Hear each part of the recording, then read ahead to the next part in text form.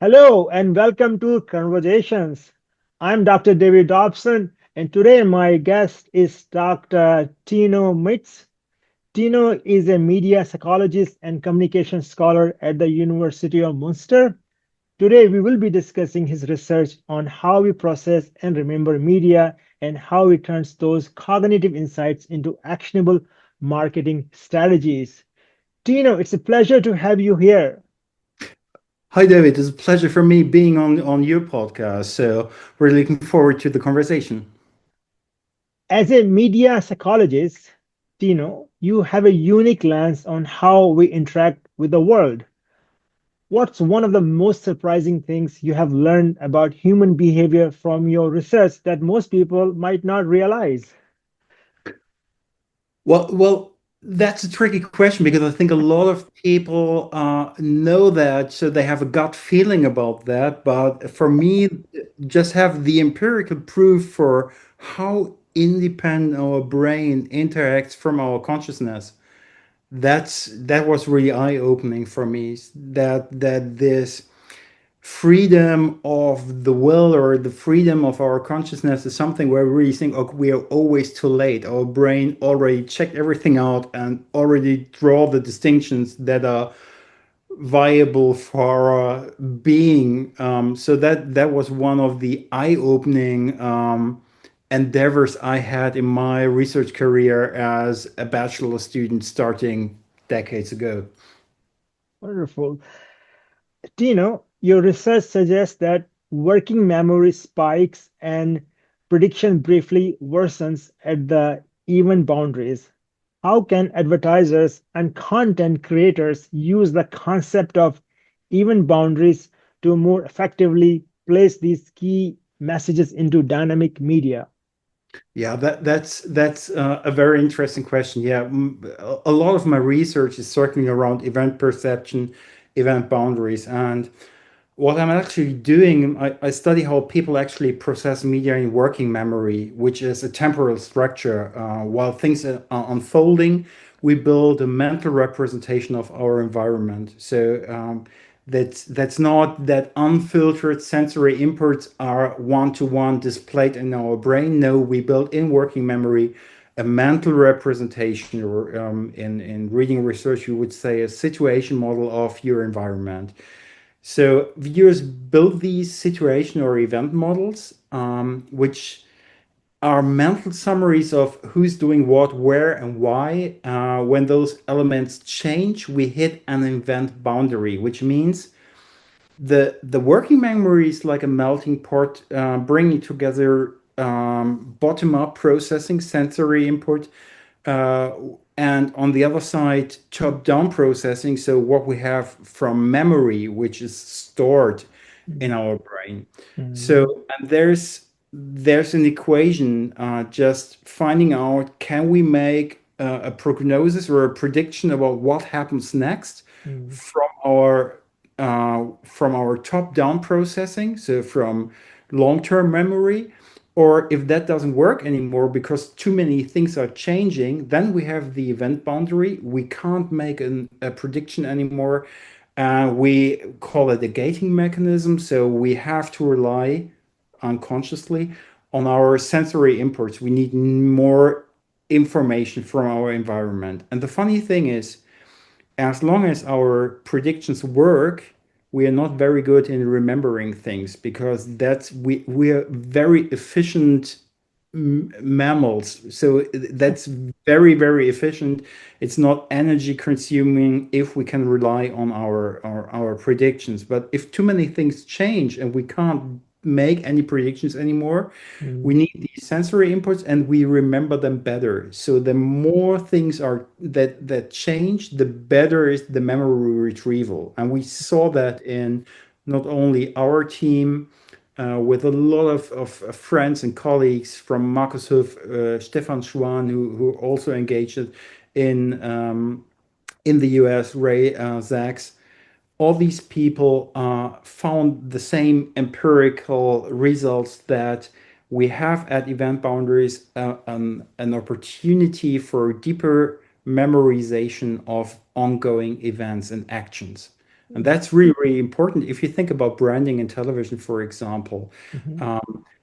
at the very beginning, 15 years ago, I remember sitting in a hotel room. I think it was Washington, D.C., or I'm not sure, at one of the conferences. And I was just zapping through the channels, and I had that Jack in the Box commercial in the middle. I think it was Friends. So and in the middle of Friends, there was that on-screen commercial where Jack in the Box just hopping out of the box, and Mm, you have text and you have an audio signal, and mm. that happened while the episode was still ongoing. And I thought, Oh. well, that's really, really interesting. Where do Mm, you place these brand placements, mm, brandings? Where do you place them? And then I came up with Markus Huff, a friend of mine from the mm, University of Tübingen, with the idea, well, if we place brands, advertisements right after or at an event boundary, is mm, there a chance that they're remembered better than instead of placing them mm, somewhere mm, without any relation to event boundaries? And it mm, showed that mm, to a certain extent, these brands are then remembered in a better way mm, because they definitely have the same effect we see in the ongoing series or whatever mm, we're watching. So they mm, benefit from the event boundary in the content we are actually watching, and mm. that's how all the things started. Wonderful, interesting. Tino, your research shows phantom biases, retrospective judgment, but not real-time perception. What's the practical impact of this for brands in live media? That's really the ultimate question. So I think it was Europe's biggest eye tracking study, field study we did. I Yeah. think we had around about 60 eye trackers. The question is there is this, I've forgotten who wrote that paper, Cantrill, I think, in the Mm, 1950s about US college football. mm, And just in a nutshell, the idea of that paper was like, okay, there are two college football teams, they compete. It's a rough game, mhm, and later the retrieval of information from the different fan groups of the two teams differ. So mm, Cantrill et al. They came up with the idea, okay, because of the self-reports after the game, that the perception itself of the game was different. And that study was quite influential in cognitive psychology about bias perception, hindsight bias, event completion, so that emotional and normative factors like judgments about a mhm, team mhm, affect our perception. And we thought at that time at the Tübingen Leibniz Institute that, well, nobody challenged these findings from the 1950s. So, and for branding, sports sponsoring, this question always arose, just asking, well, is it necessary that we have different cuts for or mhm, different edits for the different sport groups, mass customization, or mm, how about sports mm, sponsoring, branding on ambient advertising, things like mm, that? Does it mm, have a different memorization depending on the fan group? So, and what mm, we found out in our mm, research we did, it was a Champions League soccer final between mhm, two teams, which was great mm, because we pre-selected fans of both groups, and it was the mm. first time in my life, will never happen probably again, where we had a direct cell phone line to the next police car around the campus. Just if we have a riot in the lab, so that they can come. So that was quite an interesting experience. But the thing, just that's just a fun fact. But the thing, the outcome of the study was that even, and we're speaking about two rivaling teams which really don't like each other very much, Mhm, and German Premier League soccer. mm, The funny thing is, when you look at the eye tracking data, mm, at the memory, perception tasks, all these hard science, cognitive science measures we used, neither on attention allocation, nor on perception, nor on memory retrieval, there's any significant difference between the fan groups. what mm, happens mm, is, so that's really interesting because mm, both fan groups, they're rivaling and they have different opinions about mm, their teams and the fairness of the game, but mm, the brains are very neutral and so there are no differences, significant differences in processing the information of the game. It's mm, more in the long run, after a week or 14 days, that we build judgments. So we mm, have an evaluation of mm, our memory and we start judging our memorization of the game. So, and mm, then we have these differences. But that was really, really interesting to see that no, even if you have opposite fan groups, and that's also interesting for other things like political debates, for example. mm, We were quite interested if you especially look to the mm, US where you have really, meanwhile, a deepening divide between political parties, that the perception itself is not biased, but the aftermath, the judgment of what mm, happened mm, is mainly biased. So it's a re-evaluation of memorization. So that's very, very interesting. mm. Interesting indeed. Tino, you have noted that sound and other perceptual cues can influence how we process media.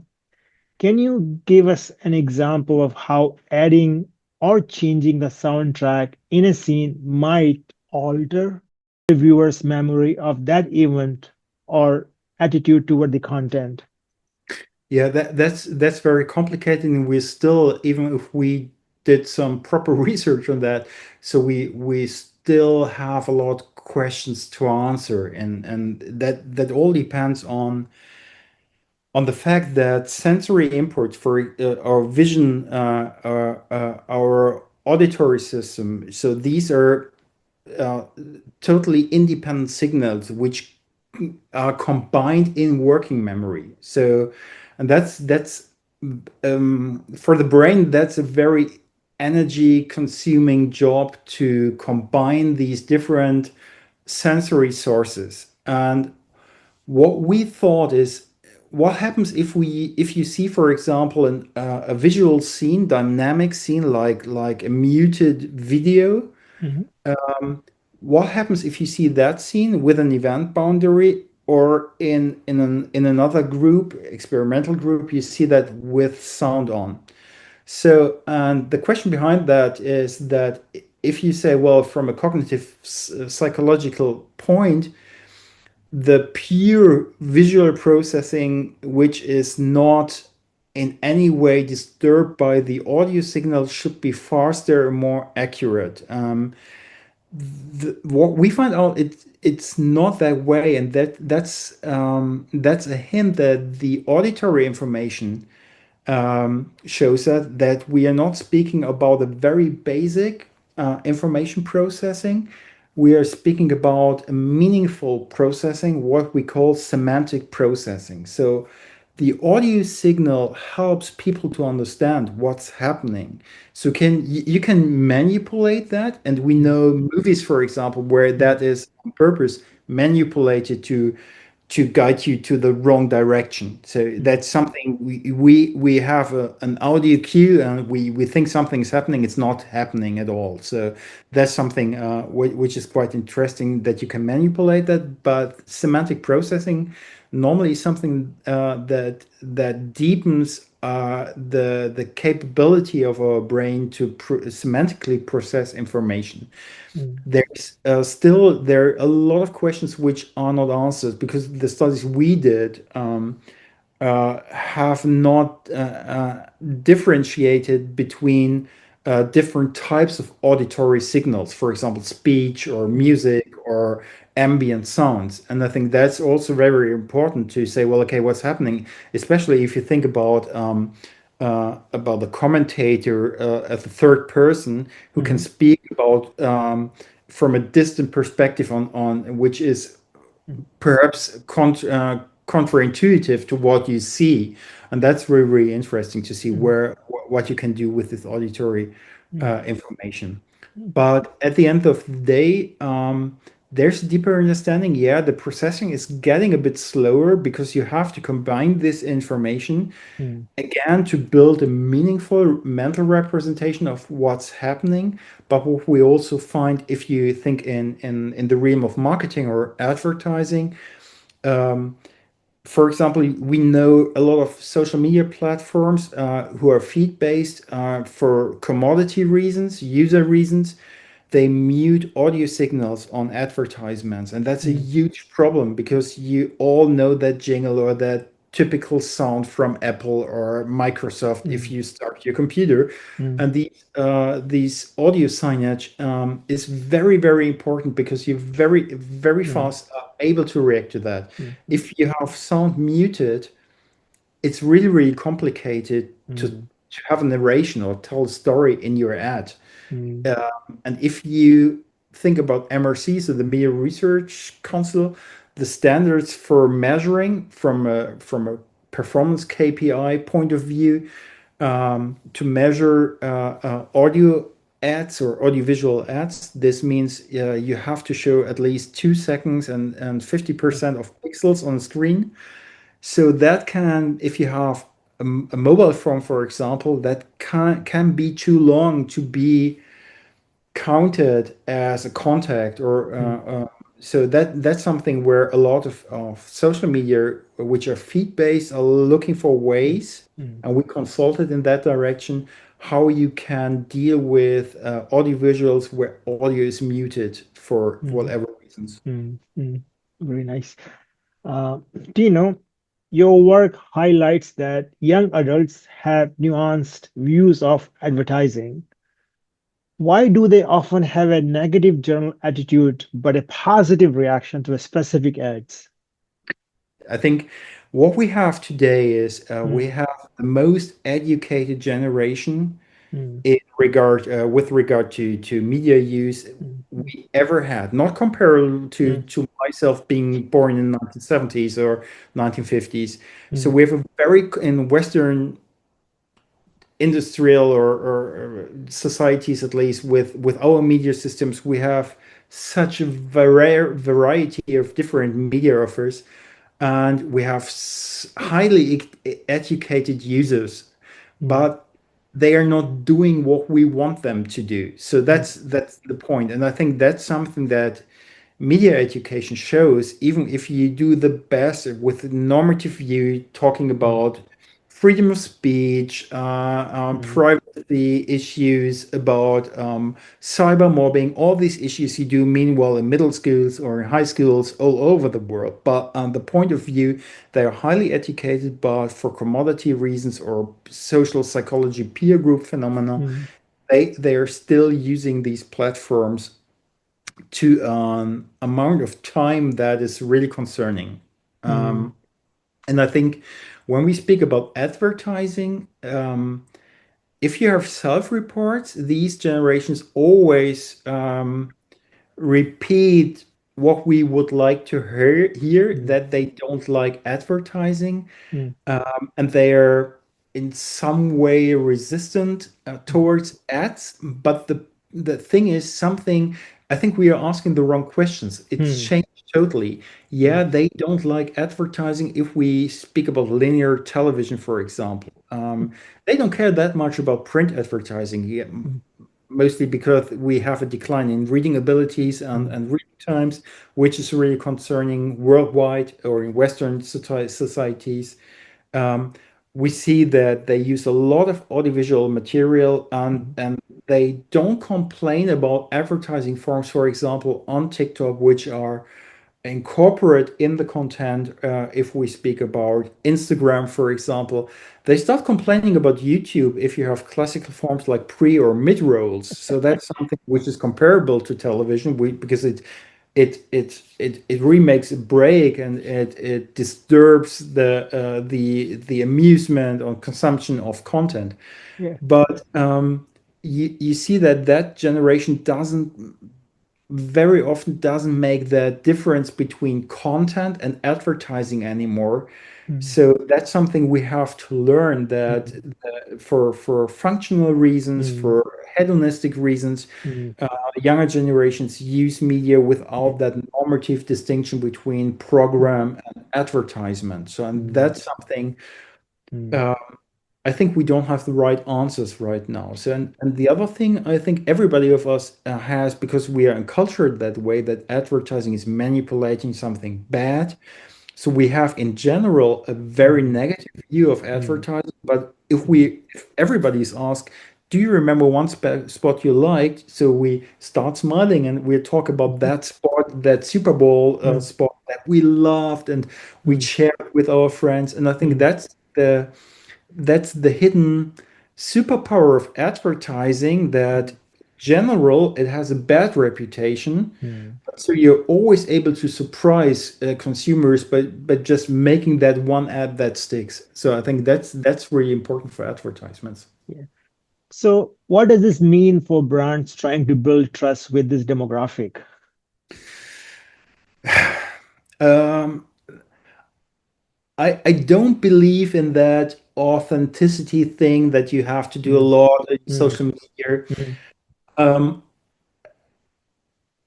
I see something that's concerning in if you have longitudinal designs. I think mm, one of the problems why we don't understand advertising effects or information processing in advertising properly is, at least in the industry, that we are totally focused on short periods of mm, research where we mm, just have um, data, situational data, mhm, not longitudinal, more time series research. And I think from me personally, because I think if I'm speaking, so I'm not speaking from an advertising effect perspective, but from an information processing perspective. If something should build up a network, a neural network in your brain, and so the ability to access information, brand relevant information, that's a long-term process. And I believe that social media or digital media can do a lot. And I think that influencers can do a lot. But what they can't do is building a proper information processing ground where you can mm, say long-term advertising effect KPIs like brand equity, brand awareness, attention allocation, um, um, availability of information in a very short period of time. That's something that media, like especially publishing media, are way better. There are several reasons for that. The one thing is, and that's why I'm also hoping that people don't stop reading, they're doing, but I hope that we can do something against that. I think one of the benefits of publishing media, everything that's printed or if it's digital or analog, that doesn't matter that much. mm, But I think it's very important to stress out that the attention allocation we need for reading and the intellectual um, capabilities we need to be able to read. That means we are highly involved in the media consumption process itself. So there we are not that much disturbed by any environmental factors mm, anymore.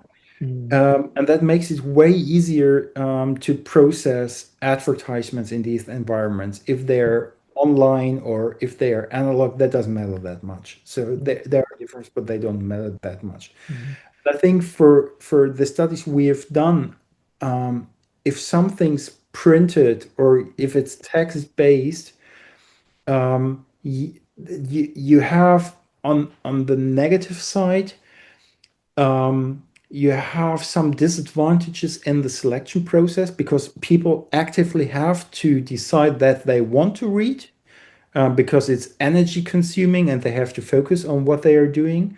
But if they do, the attention allocation is totally focused on these processes, and the memory rates are way better. mm, Even long text, I'm not a fan. For example, what a lot of publishers are doing is plain language or short formats because people mm, don't read that much mm, anymore. You mm, lose so much of mm, the advantages of reading and mm, ad processing. So what I mm, want to say, just in a mm. nutshell, if you read, Yeah. um, and you have an ad embedded in that reading situation, the probability that people will remember your advertisement and not only just a simple recall, but the meaning of your advertising, what you wanted to tell people, mm, is way higher in these environments if you compare it to social media or also to audiovisual content. mm, mm.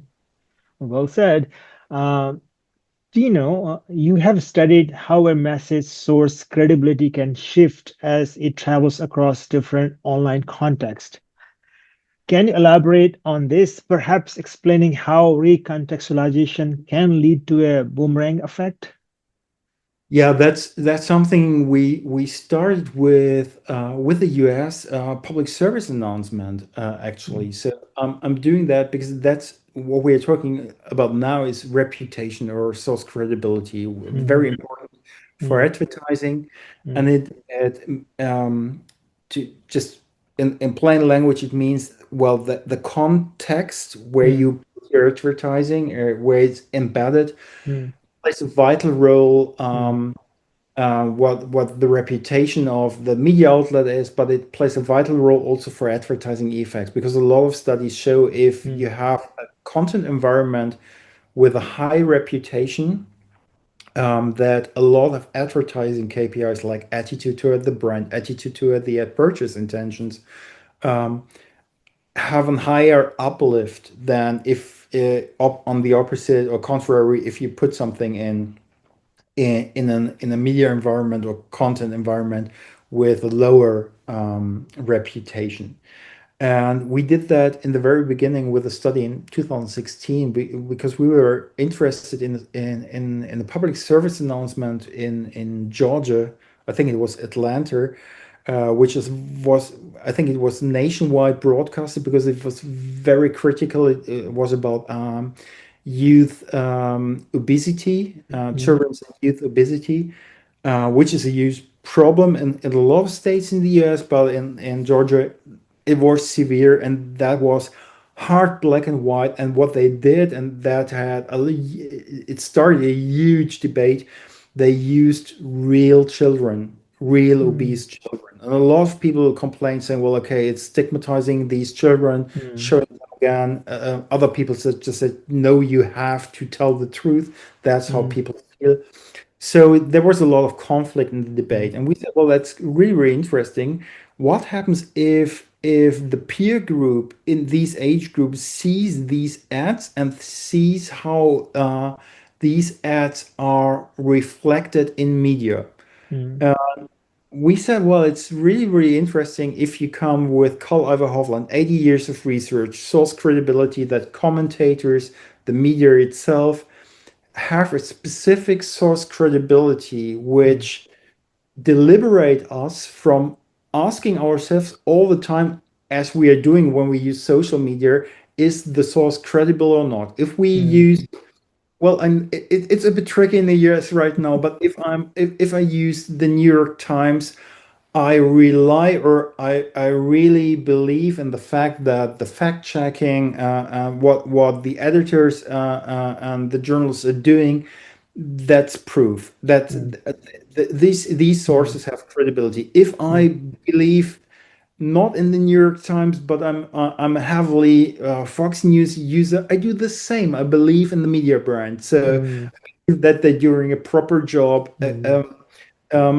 So it's not a question of mm, one party. No, it's really a question of choice. If you mm, believe in the media environment, mm, that deliberates you in the process of consuming, of asking you every 5 seconds if you can mm, trust these sources, mm, which means there is more attention left over for the advertisements in mm, theory. So that's mm, what we were checking. mm, And what we did with this study in 2016 was saying, well, okay, we use these spots and we write articles in three different environments mm, in a mock-up news online newspaper, mm, uh, in a blog format with a food bloggers speaking about that campaign, and in Facebook. And the funny thing is, we saw, and then we had two versions, which one was a negative version speaking negatively about the campaign, and the positive version. So the interesting fact, what happened when we showed that, and that was a representative study for the federal state in southern Germany of Baden-Württemberg with 700 students, aged from, I think, around about 11 or 12 to 18 years. So from middle school to high school.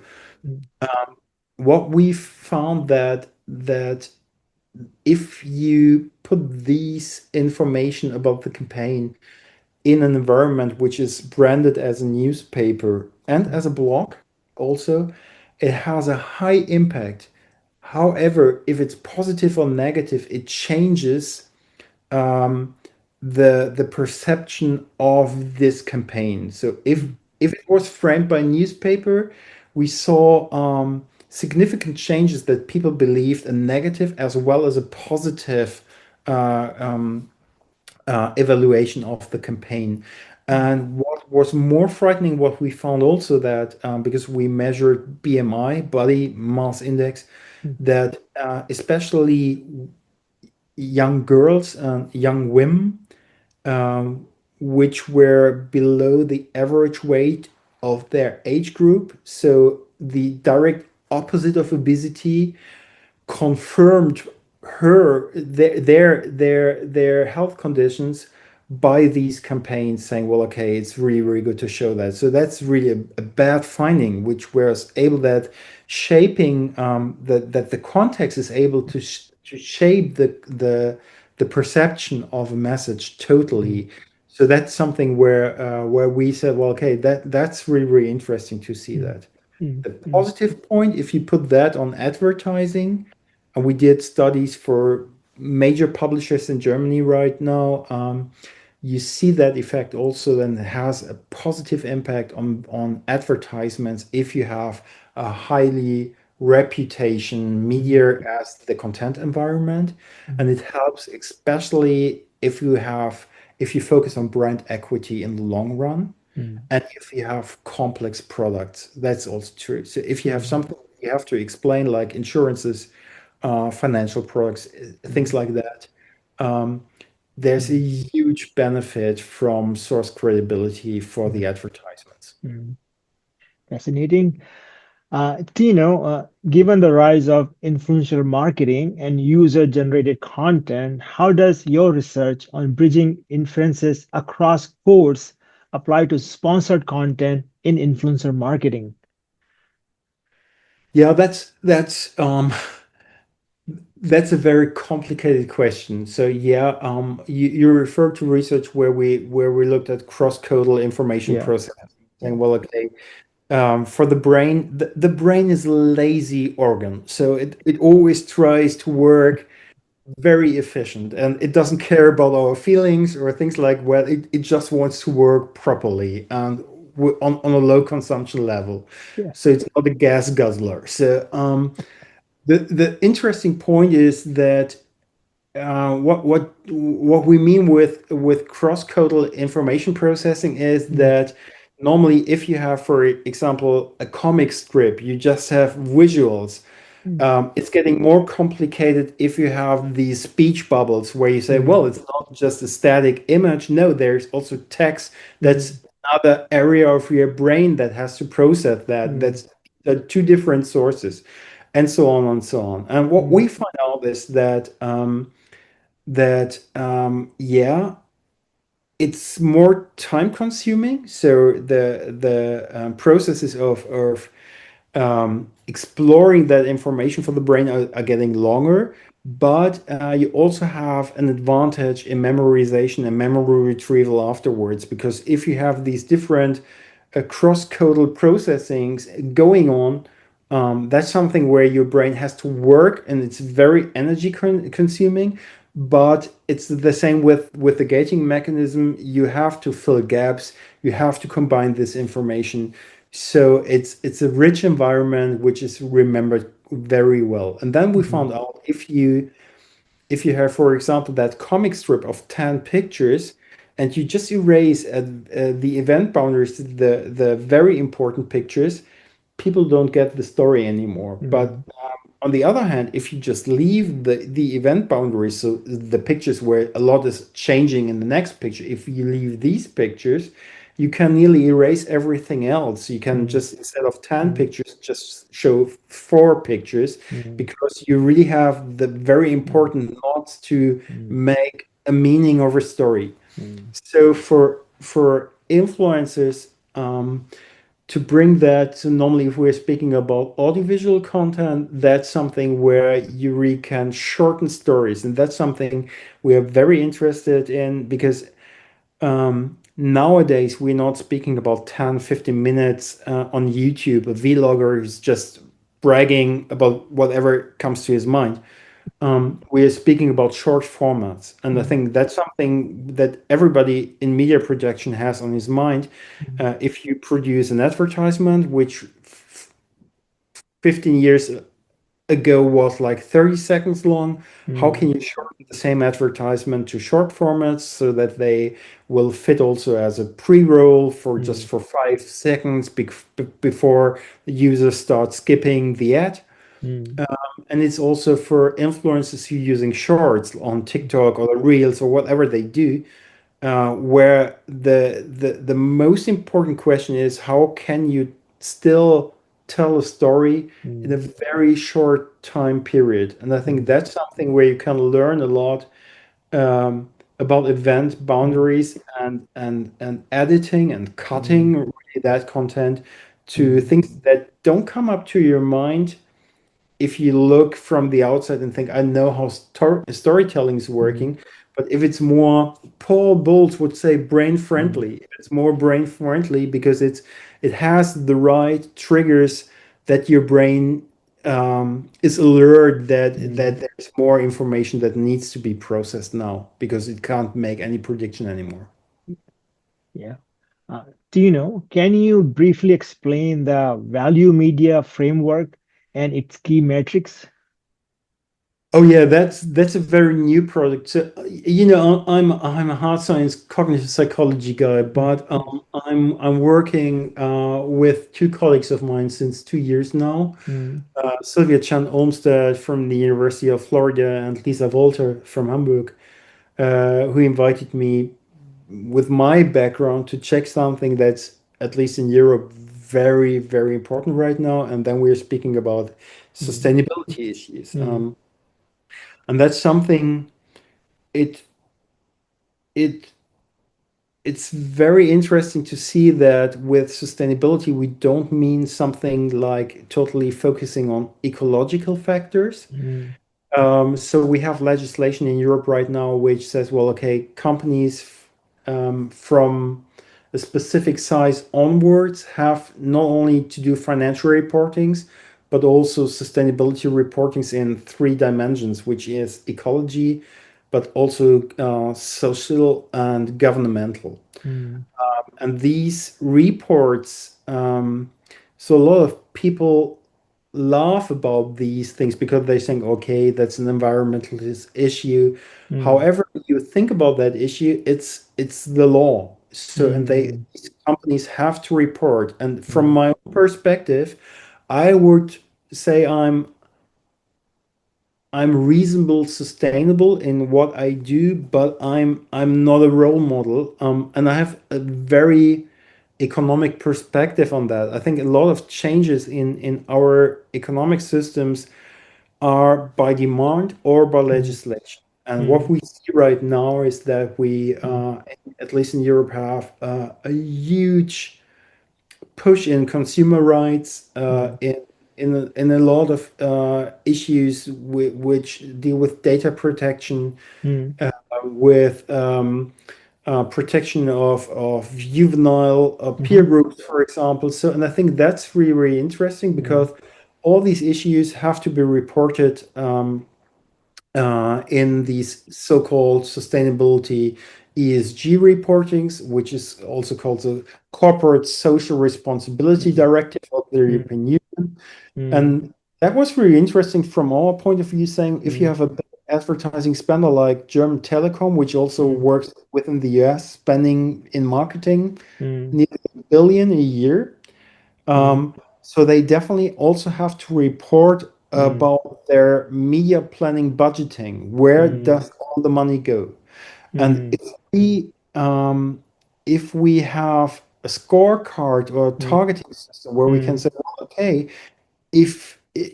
I'm very neutral at the point, but helping companies just saying, well, okay, mm, however I think about that issue, but mm, by the law, you have to report mm, your sustainable development as a mm, corporation, mm, and you also have to report about your media budgeting. mm, uh, then it's really important for you to know how can you compare a social media platform to a newspaper, to a television station, to whatever, to mm, Spotify. mm, And mm, that's where mm, we just did mm, secondary analysis. mm, We had a look at all mm, these corporate compliance, mm, media responsibility scales, and we found out, well, to suit mm, the obligations mm, of sustainability reporting mm, directives by a mm, European Union, none of these mm, scales works perfectly, mm, so we have to develop a scale. And that's where we started. We're in the first year, we're still exploring. We will start in 2026 mm, with the first quantitative designs.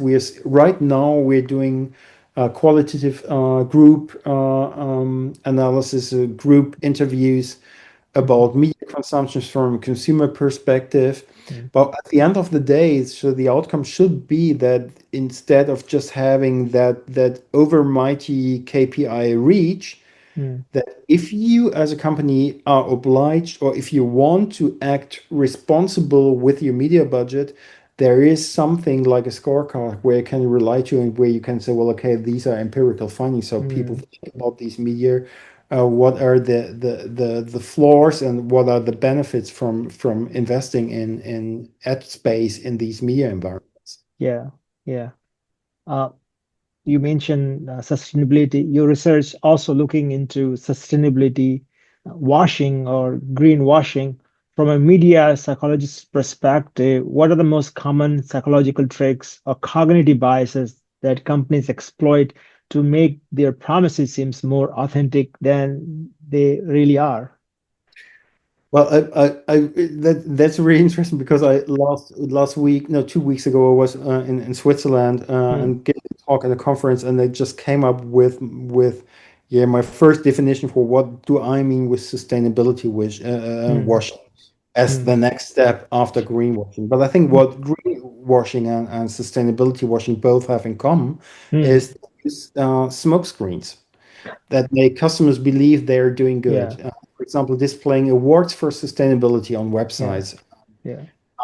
We know that from source credibility research, from the elaboration likelihood model of Cacioppo and Mm, Petty, mm, that these are peripheral cues that should assure consumers that everything is in the right way. mm, So for me, when I came up with that definition, so sustainability washing refers so that's my definition, to the systematic, intentional exaggeration, distortion, or misinterpretation of mm, environmental, social, or governance mm, performance, and that by communication or through mm, communication reporting.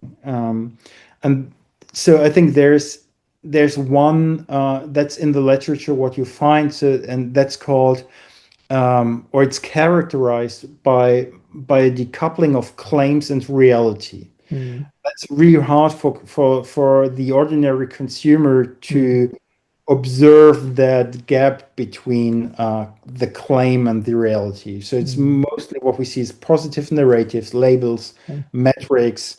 mm, Uh, for example, metrics like selective mm, disclosure, scope shifting, mm, um, or offsetting without actual reduction. When we have, for example, mm, carbon emissions, that's something I think in the US that's something I'm very concerned about. If you look at the Midwest, for example, and you have all these big tech mm, platforms which now engage in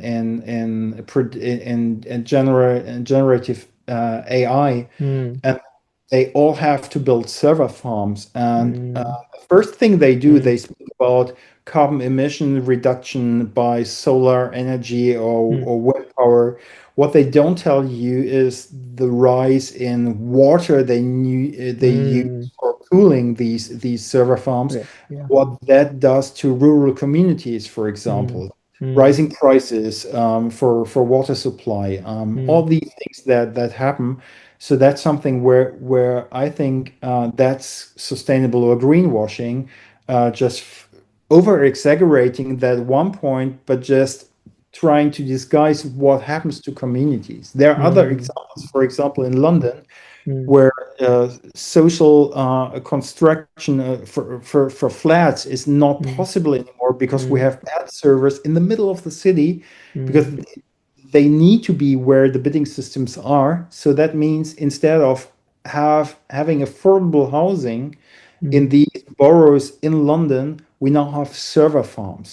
And I think that's something where I think, Mm. well, okay, if you have that broader scope and Mm. we really think about, we're talking about display ads, Mm. which end up destroying affordable living for lower Mm. income groups in metropole Mm. regions, then we have a problem. And I think we Mm. should do that and not disguise the fact by just showing that we reduced carbon Mm. emissions by 30%. Mm.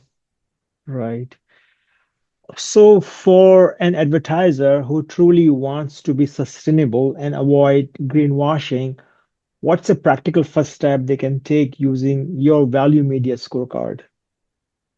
Well, I think foremost, the most important point is just reflecting what you're doing, and that Mm. means for me, just have a look at your own value chain. Mm. Just focus on the value chain and start um, identifying who are your stakeholders, who are in any way affected by your economic acting in that way. So I think Mm. it starts with what I call Mm.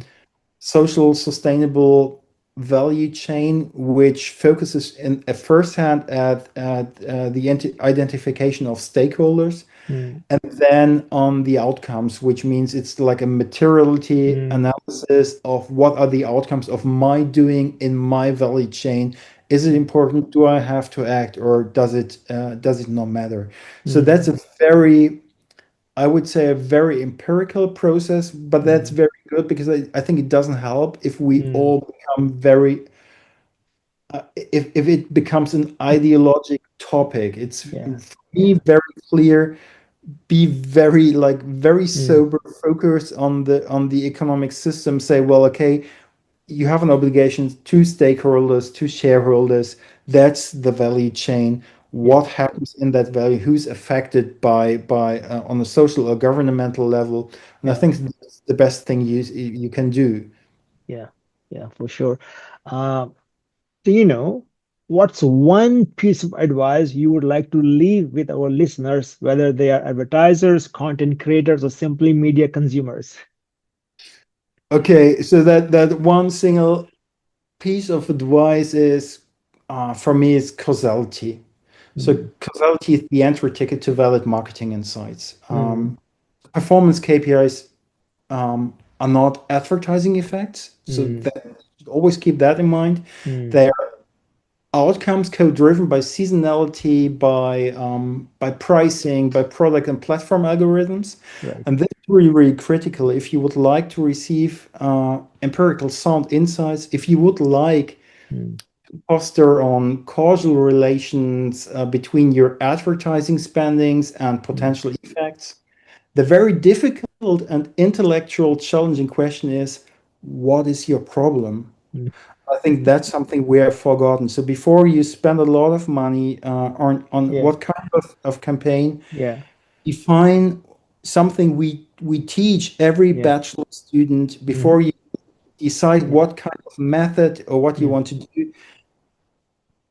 Be very clear about Mm. what is your problem, what would you like to research. And I think Mm. if we just reflect that, and if we have a renaissance on defining the problem first, then we will definitely have a better research Mm. situation, better insights, and greater learnings for our industries.